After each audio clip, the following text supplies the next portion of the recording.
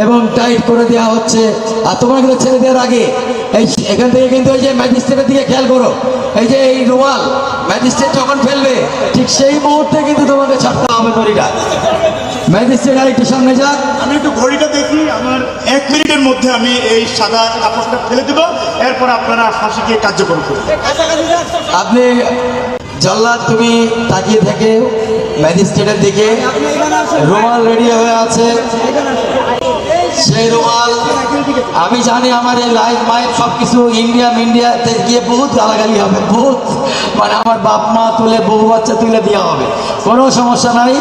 তোমাদের ভুল ভাঙবে, তোমাদের নেত্রী আর কোনোদিন ফিরবে না, নেত্রী ক্ষমতাতেও ফিরবে না, কিছুতেই ফিরবে না। তোমরা ফিরে আসো, তোমরা বাংলাদেশে ফিরে আসো, তোমরা বাংলাদেশের ভালো মানুষের দিকে ফিরে আসো। রুমাল দেখলেন যে উঠে গেল এবং শেখ হাসিনাকে ছেড়ে দাও।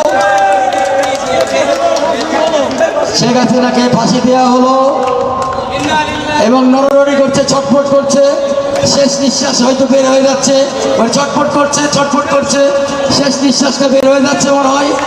লা ইলাহা ইল্লাল্লাহু মুহাম্মাদুর রাসূলুল্লাহ, ইন্না লিল্লাহি ওয়া ইন্না ইলাইহি রাজিউন।